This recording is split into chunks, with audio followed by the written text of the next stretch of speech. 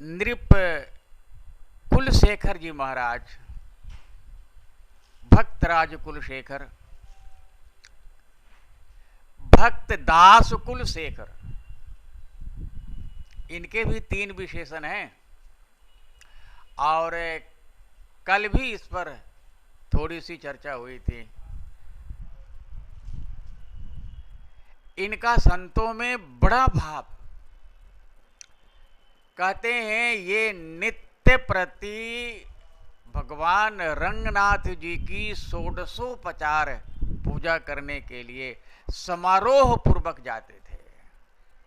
लेकिन यदि रास्ते में कोई संत मिल जाए तो ये उसी पूजा की सामग्री से उन संत भगवान की पूजा करते थे और उनको पालकी में बैठा करके घर ले आते थे और खूब समारोह करते थे।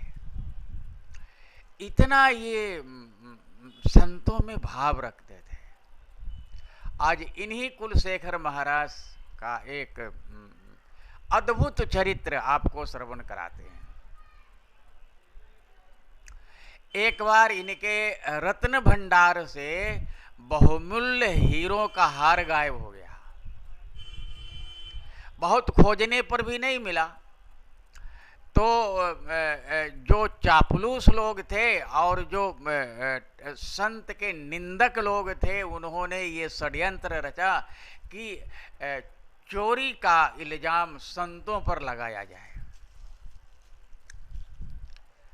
और सबने मिलकर के राजा से बात बताई कि यही लोग चोरी करते हैं।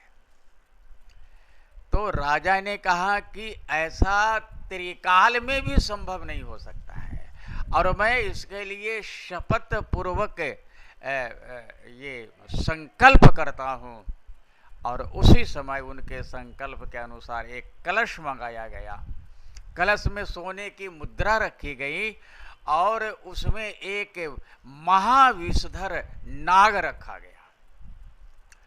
राजा ने कहा मैं अपना हाथ सबसे पहले उसमें डालता हूं, यदि संतों ने हार चुराया होगा तो नाग मुझे डस लेगा। और उन भक्तराज कुलशेखर जी महाराज ने बड़े ही आत्मविश्वास के साथ उस कलश में अपना हाथ डाला और स्वर्ण मुद्रा निकाल लिया। सर्प टस से मस भी नहीं हुआ। अब उन्होंने फिर से वही स्वर्ण मुद्रा उसमें डाली और उन चापलूसों से कहा कि अब तुम इसमें से निकालो। अब इनकी तो हवाई उड़ गई, सब बगली झांकने लगे और इसी बीच वो हार भी मिल गया। किसी की हिम्मत नहीं हुई महाराज की वो उसमें उस कलश में हाथ डाले।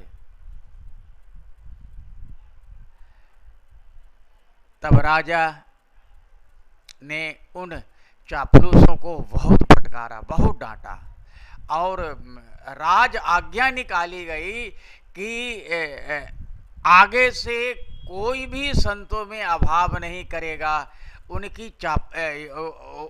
उनकी निंदा नहीं करेगा, उनको बदनाम नहीं करेगा और जो भी ऐसा करता पाया जाएगा उसे प्राण दंड दिया जाएगा।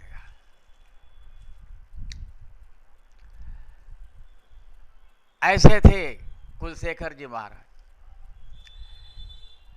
राम जी की ऐसी भक्ति करते थे, ऐसी भक्ति करते थे कि जैसे राम जी जो हैं इनके आगे आगे पीछे डोलते रहते थे।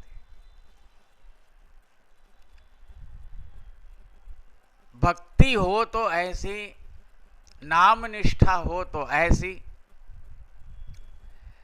जो भगवान को भी उनके अपने लोक से आने पर विवश कर दे। अन्यथा थोड़े से भजन से तो काम चलता नहीं है। हरिदास जी महाराज कहते हैं कि कम से कम 2 लाख नाम जप तो होना ही चाहिए। और हम लोग इसको करने के लिए राजी नहीं होते हैं और दुख दुख पर दुख पाते हैं फिर भी समझ में नहीं आता। ये प्रसंग ऐसे हैं कि हमें आंख खोलने के लिए पर्याप्त हैं, और ठाकुर जी हम लोगों पर कृपा करें, ऐसी भक्ति हम लोगों को भी दें, हम लोगों को भी ऐसा प्रेम दे, ताकि इस प्रेम के बंधन में बंध करके हम भी ठाकुर जी से एक हो जाएं। धन्यवाद। नारायण।